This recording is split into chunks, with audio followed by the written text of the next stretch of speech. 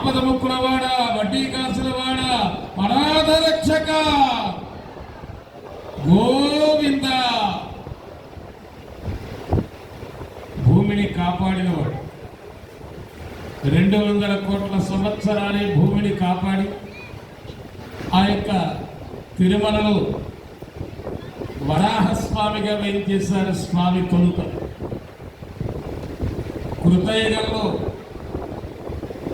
వరదరాజస్వామిగా, త్రేతాయుగంలో రంగనాయక స్వామిగా, ద్వాపరయుగంలో శ్రీకృష్ణ భగవానుడిగా, కలియుగంలో వెంకటేశ్వరుడుగా ఆరాధించబడుతున్నారు. అందుకే దశరథ మహారాజు గారికి సంతానం కలగకపోతే తిరుపతి కొండకు వచ్చి 4 శ్లోకములు పరమాత్మని స్తుతించాడు దశరథుడంతటి వాడు. అందుకే 4 బిడ్డలు పుట్టారు వారికి, రామ లక్ష్మణ భరత శత్రుఘ్నులు.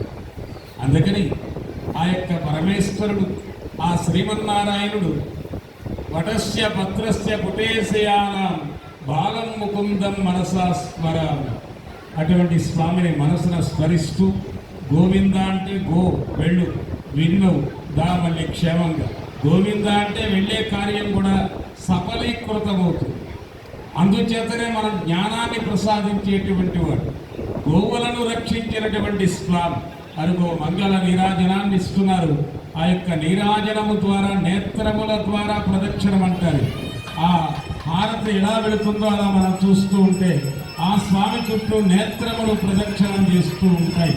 అందుకే ఉరస శిరస దృష్ట మనస వచస కరాభ్యాం కర్ణాభ్యాం అద సాష్టాంగం ప్రణమోచ్యతే అంటూ శ్రీకాంతాయ కళ్యాణధయేర్దయేర్దినా శ్రీ వెంకటనివాసాయ శ్రీనివాసాయ మంగళం. లక్ష్మీ వెంకటరమణ గోవింద.